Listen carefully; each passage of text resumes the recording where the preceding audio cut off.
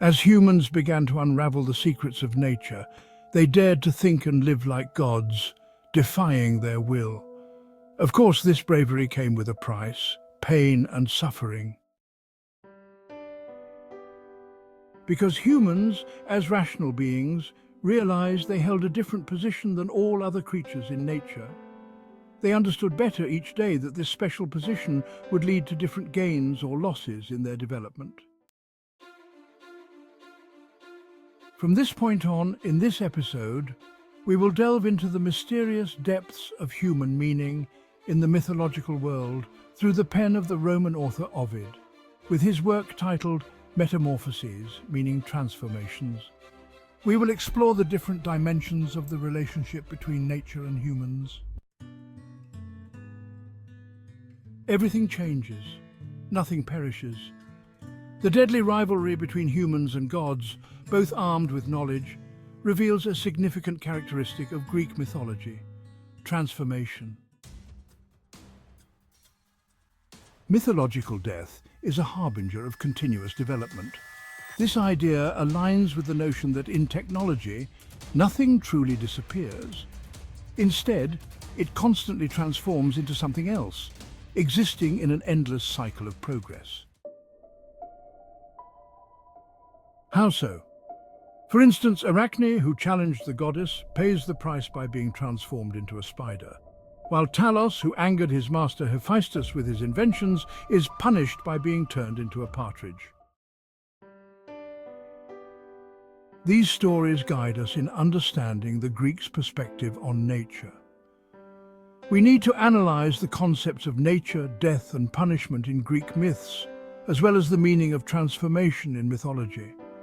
By doing so, we can better grasp the Greeks' understanding of nature and morality during the mythological period. The famous Roman author Publius Ovidius Naso, this great name who lived from 43 BC to 17 or 18 AD, compiled the transformation stories from Greek mythology in his work titled Metamorphoses, meaning transformations. Ovid summarized the Greeks' mythological understanding of nature with the phrase omnia mutantur, nihil interit. This Latin expression means everything changes, nothing perishes. Understanding this simple sentence means grasping the thoughts of that era regarding nature, humans, and other living beings, and particularly deciphering the mythological mystery of the human body and soul. When we contemplate this poetic expression, words come to life, revealing a mysterious tableau of nature adorned with all the colors of the rainbow, reflecting the wondrous forms of existence. Every corner of nature begins to breathe. The blue of the sky, the red of the sun, the yellow of the light, and the green of the leaves blend together. Deep valleys, dark forests, winding rivers, and blooming roses transform into mythological beings before our very eyes. What compels us towards such an examination is the continuity of change. In the end, we understand that transformation in this universe is not random. Assuming specific forms is not a coincidence. On the contrary, within the mythological logic of nature, everything has a specific order, and change occurs to preserve this order.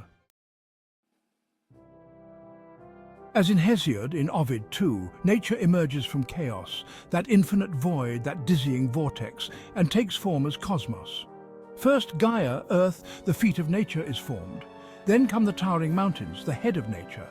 Afterward, the first rebellion of nature takes place, and Uranus, sky, separates from Gaia, giving rise to the vast sea that surrounds the land.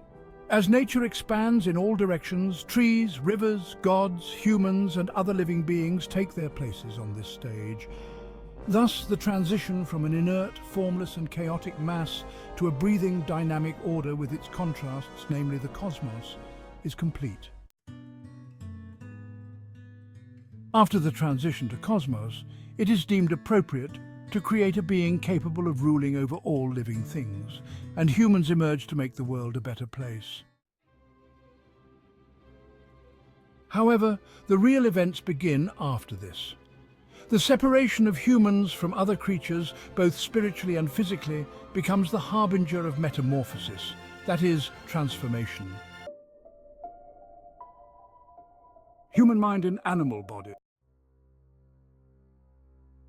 For instance, King Lycaon of Arcadia's disrespect, bloodlust and rebellious attitude towards the gods lead to his condemnation to live in the body of a wolf.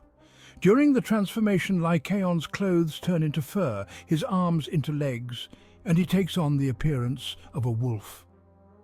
However, this transforming being, because it still thinks like a human, begins to speak at first, but then speech gives way to howling. Foaming at the mouth, it attacks the sheep with its old habit of bloodlust, and the pleasure it derives from its bloodthirst increases manifold. In this new body there are still traces of the human form. For example, Lycaon still has unkempt hair. His face still retains that terrifying wildness. His eyes still blaze with fire.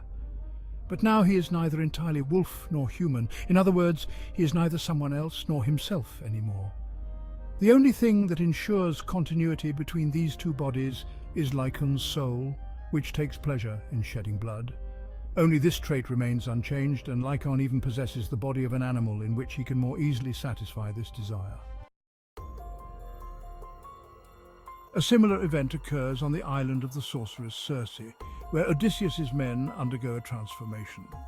The sailors, deceived by Circe's friendly demeanor and hospitality, drink the wine prepared with magical herbs. In the end, their greed and lack of moderation trigger the transformation. All the men turn into pigs.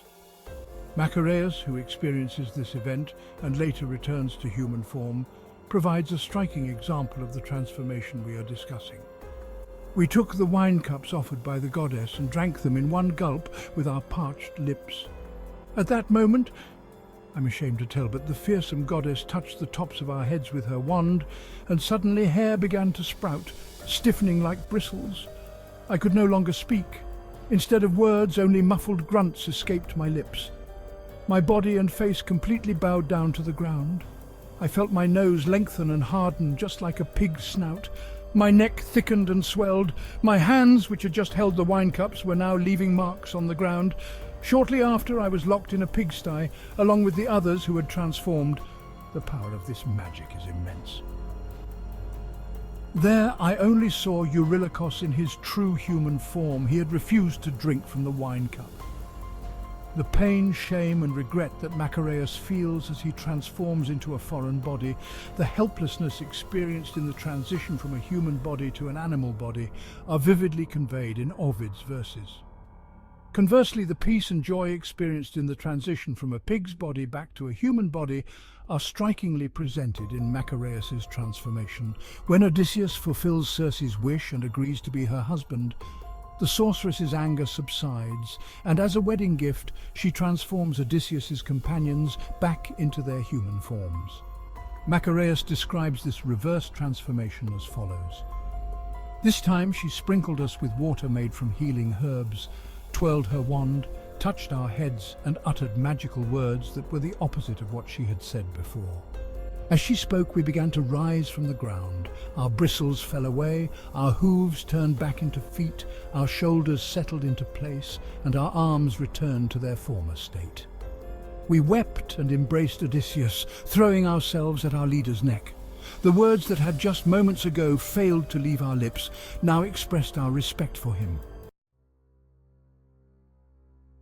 The hunter Actaeon incurs divine wrath for seeing the goddess Artemis naked after she bathes in a stream.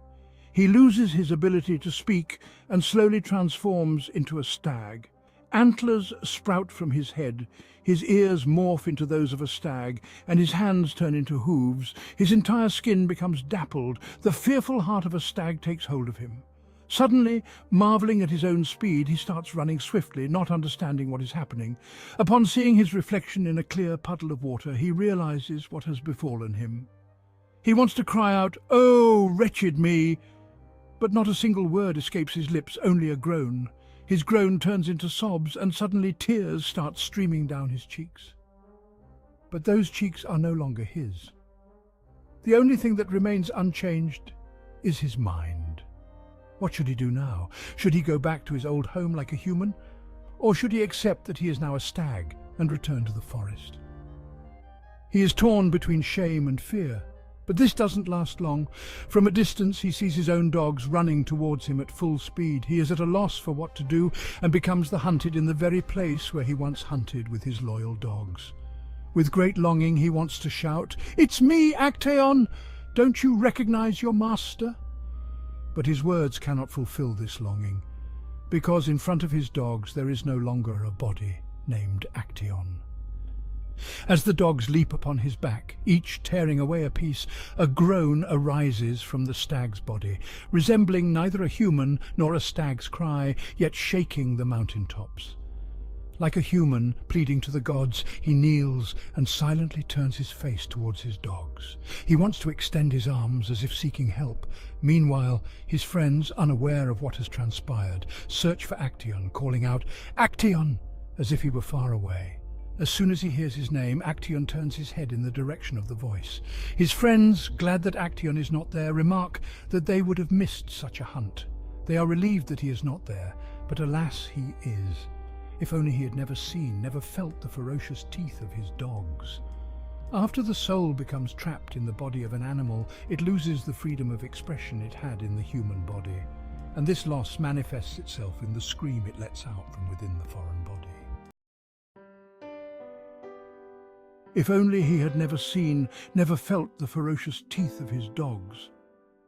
After the soul passes into the body of an animal, it loses the freedom of expression it had in the human body, and this loss manifests itself in the scream it lets out from within the foreign body.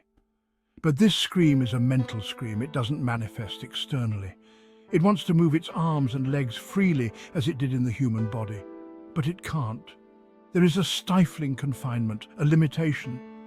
When a human is about to transition to another body, or after the transition, the only thing they think about is how wretched they are.